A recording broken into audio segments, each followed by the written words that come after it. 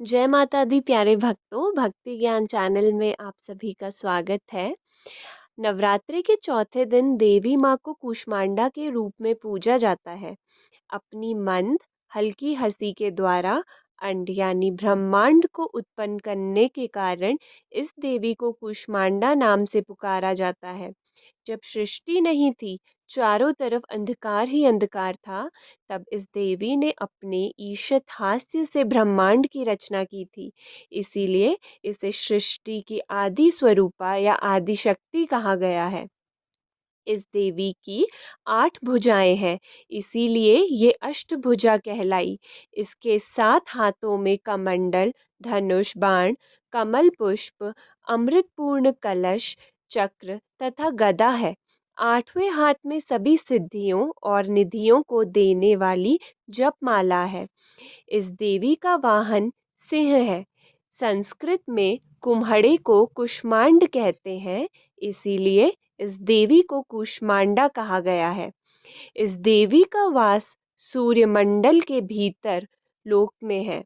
सूर्य लोक में रहने की शक्ति क्षमता केवल इन्हीं में है, इसीलिए इनके शरीर की कांति और प्रभा सूर्य की भांति ही चकीली है।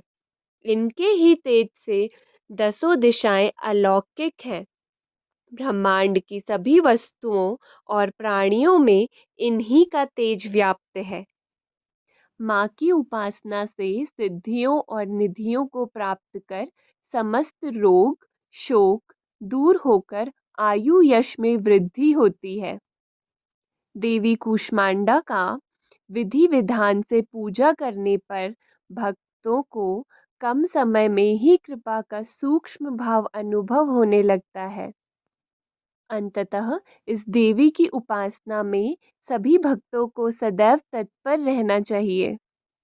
तो आइए हम सब मिलकर बोलेंगे, देवी कूष्मांडा की जय।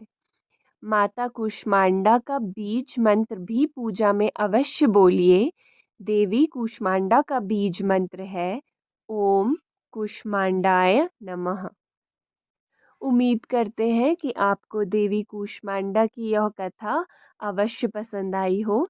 इसी तरह माता की अन्य कथाएं को सुनने और जानने के लिए भक्ति ज्ञान चैनल को आप सब्सक्राइब करें। धन्यवाद।